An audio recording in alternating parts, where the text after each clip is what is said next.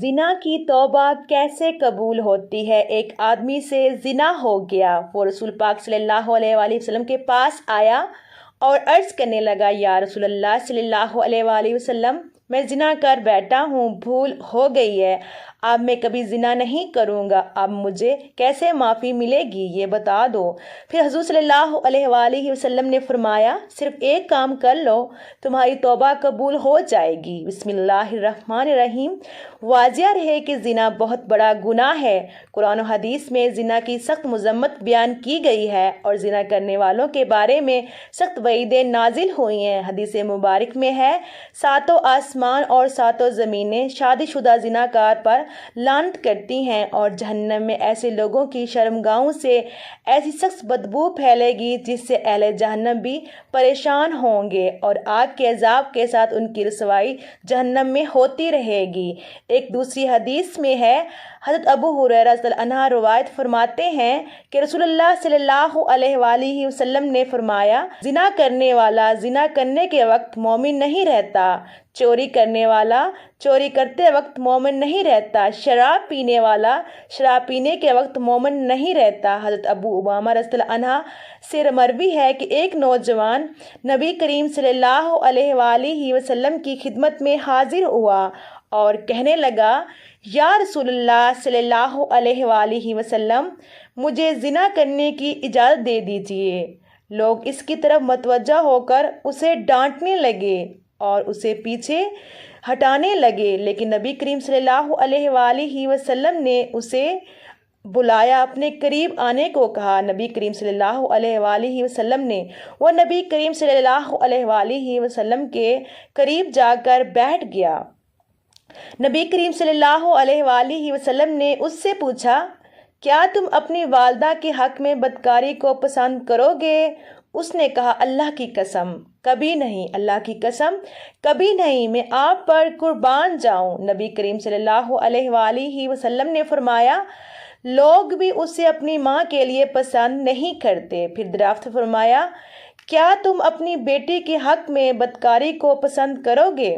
کیا تم اپنی بیٹی کے حق میں بدکاری کو پسند کرو گے؟ اس نے کہا، اللہ کی قسم کبھی نہیں، میں آپ پر قربان جاؤں۔ نبی کریم صلی اللہ علیہ وآلہ وسلم نے فرمایا، لوگ بھی اسے اپنی بیٹی کے لیے پسند نہیں کرتے۔ پھر پوچھا گیا، کیا تم اپنی بہن کے حق میں بدکاری کو پسند کرو گے؟ اس نے کہا، اللہ کی قسم کبھی نہیں، میں آپ پر قربان جاؤں۔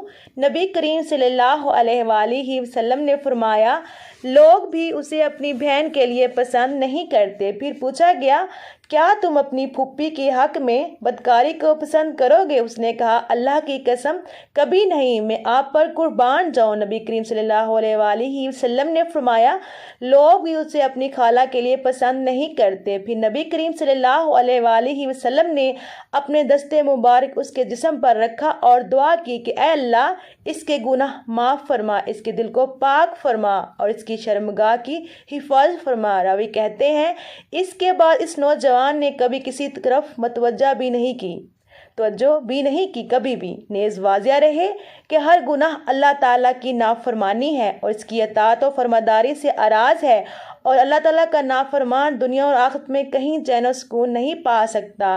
گناہ کرنے والے کی زندگی تلخ کر دی جاتی ہے۔ اللہ تعالیٰ کا ارشاد پاک ہے، ترجمہ، اور جو شخص میری اس نصیحت سے اراض کرے گا تو اس کے لیے قیامت سے پہلے دنیا میں قبر اور تنگی کا جینا ہوگا۔ دنیا اور آخرت میں چین و سکون پانے کا ایک ہی راستہ ہے کہ اس پالنے والے خالق و مالک کی نافرمانی چھوڑ کر اپنی پوری زندگی اس کی اطاعت و فرمانبرداری میں گزاری جائے۔ پھر اللہ پاک اپنے بندے کو پاکیزہ اور بالطف زندگی عطا فرمائیں گے اور آخرت میں خوب و اجر ثواب سے نوازیں گے۔ سورہ نحل میں اللہ تعالیٰ کا ارشاد ہے، ترجمہ، شخص کوئی نیک کام کرے گا، خواہ وہ مرد ہو یا عورت، بشرطے یہ صاحب ایمان ہو کہ کافر کے اعمال اصلاح مقبول نہیں، تو ہم اس شخص کو دنیا میں بالطف زندگی دیں گے اور آخرت میں ان کے اچھے کاموں کے عوض ان کا اجر دیں گے۔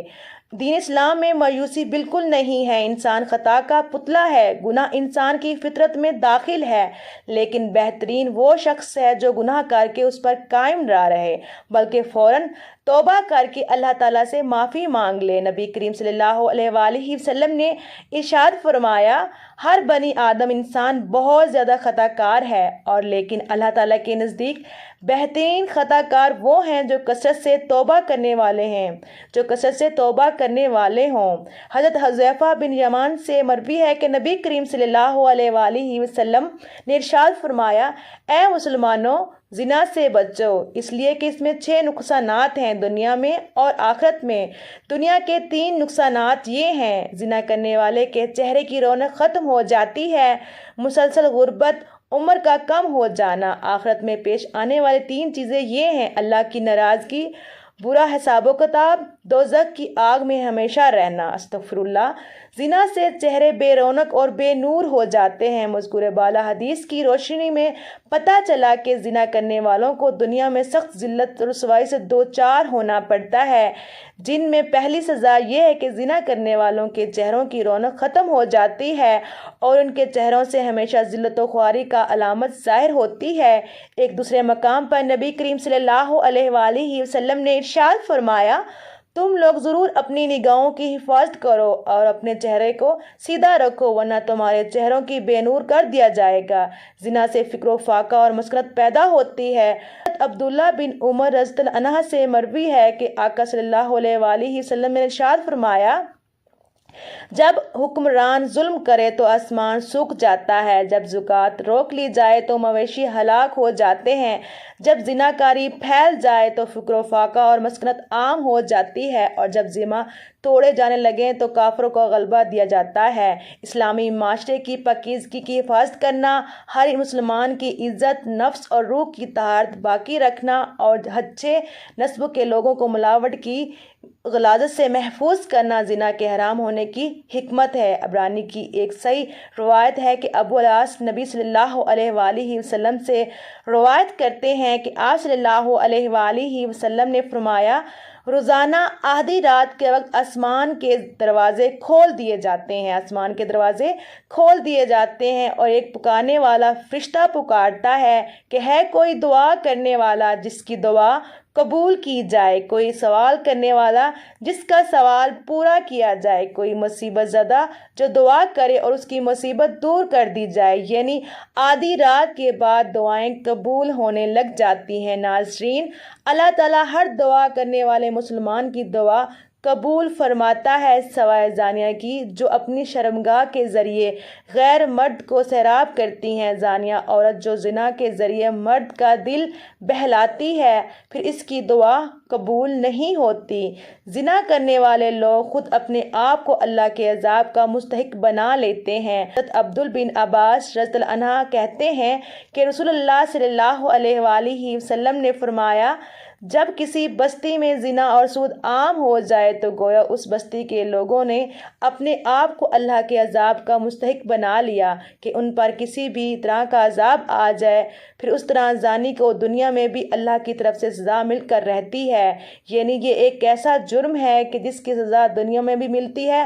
حضرت انس کہتے ہیں، میں رسول اللہ صلی اللہ علیہ وآلہ وسلم نے فرمایا، 2 گناہ ایسے ہیں جن کی سزا جلدی دی جاتی ہے اور دنیا میں دے دی جاتی ہے، جلدی مل جاتی ہے۔ 2 گناہ ایسے ہیں، ایک زنا اور دوسری والدین کی نافرمانی کرنا، ماں باپ کی بات نہ ماننا۔ اور اب یہ کہ جو شخص ایسی بیماریوں میں مبتلا ہو جاتا ہے، یعنی زنا جیسی بیماری میں مبتلا ہو جاتا ہے، تو پھر اس کا ایمان کیسے رخصت ہوتا ہے۔ اس کے گناہ کو چھپانے کے لیے جھوٹ پہ جھوٹ بولتا چلا جاتا ہے، ایک نہیں کئی جھوٹ بولتا ہے۔ جب کوئی انسان جھوٹ بولتا ہے تو اس کے منہ کی بدبو سے فرشتہ اس سے کئی میل دور چلا جاتا ہے، اس انسان سے اللہ تعالیٰ کی حفاظت ہٹ جاتی ہے اور وہ شخص ذلیل ہو کر رہتا ہے۔ دنیا میں بھی انسان پر طرح طرح کی بیماریاں اور طرح طرح کی مصیبتیں نازل ہوتی ہیں۔ پھر بڑھاپے کی عمر میں زنا کرنا اللہ کے غضب اور غصے کو بھڑکاتا ہے۔ اللہ تعالیٰ قیامت کے دن 3 لوگوں سے غصے کی وجہ سے بات نہیں کریں گے اور نہ ہی جنت میں داخل ہونے کے لیے پاس کریں گے۔ ابو معاویہ حدیث کے راوی نے کہا، اور نہ ہی اللہ تعالیٰ ان کی طرف نظر کرم فرمائیں گے اور ان کے لیے دردناک عذاب ہے۔ نمبر 1، بوڑھا زانی، دوسرا جھوٹا حکمران اور تیسرا متکبر فقیر۔ پھر اس طرح پھر اس طرح جس بستی میں زنا عام ہو جائے وہاں موتیں بہت ہونے لگتی ہیں، موت کی کثرت ہو جاتی ہے، قتل کی کثرت ہو جاتی ہے۔ پھر اس طرح کسی بھی غیر حاضر شخص کی بیوی سے زنا کرنے والے شخص پر اللہ تعالیٰ قیامت کے روز ایک سانپ مسلط کر دیں گے، یعنی کسی عورت کا شوہر کہیں گیا ہوا ہے اور ظاہر ہے کہ شوہر بیوی کا محافظ ہوتا ہے، اور اب اگر وہ اکیلی ہے تو اس کو اکیلا پا کر کسی نے اس کے ساتھ اگر برائی کی، ایسا شخص قیامت کے دن اس انجام سے دوچار ہوگا۔ عبداللہ بن عمر کہتے ہیں رسول اللہ صلی اللہ علیہ وآلہ وسلم نے فرمایا، جو شخص کسی غیر حاضر آدمی کی بیوی کے بستر پر آ کر بیٹھتا ہے اس کا انجام اس شخص جیسا ہے جسے قیامت کے روز زہریلے سانپوں میں سے ایک سانپ ڈسے گا۔ پھر ہمسائے کی بیوی سے زنا کرنے کا عذاب یا اس کی سزا کسی بھی دوسری عورت کے ساتھ زنا کرنے سے 10 گنا زیادہ ہے، کیونکہ ہمسایوں کے بھی کچھ حقوق ہیں۔ حضرت عبداللہ رضی اللہ عنہ بیان کرتے ہیں کہ میں نے رسول اللہ صلی اللہ علیہ وآلہ وسلم سے پوچھا، کون سا گناہ اللہ کے نزدیک سب سے بڑا ہے؟ آپ صلی اللہ علیہ وآلہ وسلم نے فرمایا، یہ کہ تو اللہ کے ساتھ کسی کو شریک نہ ٹھہرائے جبکہ اس نے تمہیں پیدا کیا ہے۔ وہ کہتے ہیں میں نے آپ سے عرض کی، یہ تو واقعی بڑا گناہ ہے۔ وہ کہتے ہیں میں نے پوچھا پھر کون سا؟ آپ صلی اللہ علیہ وآلہ وسلم نے فرمایا، تو اپنی اولاد کو اس اندیشے سے قتل کر دے کہ وہ تمہارے کھانے میں شریک ہوگی۔ وہ کہتے ہیں میں نے پوچھا پھر کون سا؟ آپ صلی اللہ علیہ وآلہ وسلم نے فرمایا، پھر یہ کہ تم اپنے ہمسائے کی بیوی کے ساتھ زنا کرے۔ صحابہ رضی اللہ عنہ نے بڑے گناہوں سے متعلق دریافت کیا تو آپ صلی اللہ علیہ وآلہ وسلم نے انہیں سب سے بڑے گناہ کے بارے میں بتایا کہ سب سے بڑا گناہ شرک اکبر ہے، جسے اللہ تعالیٰ صرف توبہ ہی سے بخشتا ہے۔ اگر شرک اکبر مرتکب بغیر توبہ کیے مر گیا تو وہ ہمیشہ ہمیشہ جہنم میں رہے گا۔ دوسرا بڑا گناہ یہ ہے کہ آدمی اپنے بچے کو اس خوف سے مار دے کہ وہ اس کے ساتھ اس کے کھانے میں شریک ہوگا، چنانچہ کسی ایسی جان کو مار دینا جسے اللہ تعالیٰ نے حرام کیا ہو، اس کا مرتبہ بڑے گناہوں میں سے دوسرا ہے۔ گناہ اور اس کی سزا اور بھی زیادہ ہو جاتی ہے جبکہ مقتول قتل کا رحمی رشتہ دار ہو، اور یہ اور بھی زیادہ ہو جاتی ہے جبکہ قتل کا مقصد مقتول کو اللہ کے اس رزق سے محروم کرنا ہو جسے اللہ نے قاتل کے ہاتھ پر جاری فرمایا ہے۔ پھر یہ ہے کہ آدمی اپنے ہمسائے کی بیوی سے زنا کرے۔ کبیرہ گناہوں میں تیسرا درجہ زنا کا ہے۔ اس کا گناہ اور بھی زیادہ بڑھ جاتا ہے کہ جس عورت سے زنا کیا جائے وہ ہمسائے کی بیوی ہو جس کے ساتھ شریعت نے حسن سلوک، نیکی اور اچھی صحبت کی نصیحت کی ہے۔ حضرت مقداد کہتے ہیں رسول اللہ صلی اللہ علیہ وآلہ وسلم نے اپنے صحابہ سے دریافت فرمایا، زنا کے بارے میں تمہارا کیا خیال ہے؟ صحابہ نے عرض کی، زنا کو اللہ اور اس کے رسول نے حرام قرار دیا ہے، لہذا وہ قیامت تک حرام ہے۔ پھر آپ صلی اللہ علیہ وآلہ وسلم نے صحابہ کرام سے فرمایا، ایک آدمی اگر 10 عورتوں سے زنا کرے تو یہ گناہ اس سے کم ہے کہ آدمی اپنے ہمسائے کی بیوی سے زنا کرے۔ ہمسائے کی بیوی سے زنا ایک تو حق ہمسائی کا پامال ہوتا ہے، اس کے علاوہ کیا وجہ ہے کہ اس کا زیادہ برا کہا گیا ہے؟ اعتماد کا رشتہ ہوتا ہے، ساتھ ساتھ گھر ہوتے ہیں تو سارے راز معلوم ہوتے ہیں کہ کس دن کو کون اکیلا ہے، کون گھر میں ہے یا نہیں۔ پھر اسی طرح تانگ جھانک کے مواقع بھی ہوتے ہیں اور کئی طرح کی خرابیاں اس میں آ جاتی ہیں۔ کسی بھی وقت دماغ سکون میں نہیں رہتا، انسان ایک خوف کا شکار رہتا ہے۔ ناظرین، کیا آپ کو پتہ ہے کہ آخرت میں ایسے شخص کا انجام کیا ہے؟ کسی کو معلوم ہے کہ جو دنیا میں زنا کرتا ہے قیامت کے دن اس کا انجام کیا ہے؟ نبی صلی اللہ علیہ وآلہ وسلم کی حدیث روایت کرتے ہیں، آپ صلی اللہ علیہ وآلہ وسلم نے فرمایا کہ معراج کے موقع پر جب آپ نے جبرائیل سے پوچھا، جو مناظر آپ نے مجھے دکھائے ان میں سب سے پہلا جس شخص پر آپ کا گزر ہوا اس کے جبڑے، نتنے اور آنکھیں گدی تک لوہے کے آلے سے چیری جا رہی تھی، تو یہ کون تھا؟ تو بتایا گیا یہ وہ شخص تھا جو صبح کے وقت گھر سے نکلتا، جھوٹی خبریں گھڑتا جو آنن فانن ساری دنیا میں پھیل جاتی، اور اب تو میڈیا کے ذریعے ایک جھوٹ پوری دنیا میں کروڑوں مرتبہ ملٹی پلائی ہو جاتا ہے۔ اور ننگے مرد اور عورتیں جو آپ نے تندور میں جلتے دیکھے وہ زانی مرد اور عورتیں تھیں، یعنی دنیا میں زنا کرنے والے مرد اور عورتیں اس تندور کے اندر آگ میں جل رہے تھے، اور تیسرا شخص جو خون کی ندی میں غوطے کھا رہا تھا، آپ نے دیکھا جس کے منہ میں بار بار پتھر ڈالے جا رہے تھے کہ وہ شخص جو دنیا میں سود کھاتا تھا، آپ دیکھیے کہ یہ ایک ایسی بیماری ہے، ایک ایسی خرابی ہے جس کا افسوس کے ساتھ کہنا پڑتا ہے کہ اس مسلمان معاشرے میں آزادی کے نام پر خرابی بھی نہیں سمجھا جاتا اس کو۔ ایک وقت تھا کہ جب اسے بہت ہی بڑی برائی سمجھا جاتا تھا، اور کوئی شخص اگر ایسی برائی کے قریب بھٹکتا تو اسے ذلت کی نگاہ سے دیکھا جاتا تھا، اس ذلت اور رسوائی کا سامنا کرنا پڑتا تھا۔ لیکن اب آپ دیکھتے ہیں کہ عموماً لوگ اس کو برا نہیں سمجھتے، اب معمولی سمجھتے ہیں اور کہتے ہیں اچھا کر لیا غلطی، کام پر توبہ کر لیں گے، معافی مانگ لیں گے، لیکن ابھی یہ نہیں سوچا کہ توبہ کرنے کی مہلت ہی نہ ملے تو کیا کریں گے، اللہ نے توبہ کی توفیق نہ دی تو کیا کریں گے۔ حضور صلی اللہ علیہ وآلہ وسلم کی خدمت میں ایک خاتون آئی اور کہنے لگی مجھ سے گناہ ہو گیا ہے اور میرے پیٹ میں ناجائز بچہ ہے۔ آپ صلی اللہ علیہ وآلہ وسلم نے فرمایا میں کیسے مان لوں کہ تو نے بدکاری کی ہے، پر اس خاتون میں احساس گناہ بڑا تھا، تو آپ صلی اللہ علیہ وآلہ وسلم نے فرمایا کہ جاؤ اور بچہ پیدا ہونے کے بعد پھر آنا۔ پھول جیسا بچہ پیدا ہوا تو بچہ گود میں لے آ گئی۔ یا رسول اللہ صلی اللہ علیہ وسلم اب کیا کروں؟ تو آپ صلی اللہ علیہ وآلہ وسلم نے فرمایا کہ غلطی تیری ہے، بچے کے نہیں، واپس جاؤ، اسے دودھ پلاؤ، جب روٹی کھانے لگے تب آ جانا۔ اور صحابہ کرام رضوان اللہ علیہم اجمعین کہتے ہیں کہ جب 2 سال بعد آئی تو بچے کے ہاتھ میں روٹی کا ٹکڑا تھا، اور جب آئی تو رونے لگی اور کہا کہ اے محبوب خدا صلی اللہ علیہ وآلہ وسلم، ساری رات مجھے نیند نہیں آتی، یہ گناہ چھت ہے اور مجھے پریشان کرتا ہے، اور اگر آج مر گئی تو اللہ کی بارگاہ میں کیا جواب دوں گی، نظر کرم فرمائیں۔ تو آپ صلی اللہ علیہ وآلہ وسلم نے فرمایا کہ بچہ ایک صحابی کو دے دو۔ صلی اللہ علیہ وآلہ وسلم نے فرمایا کہ بچہ ایک صحابی کو دے دو اور اسے کہو کہ اس کے اپنے بچوں کی طرح پرورش کرنا۔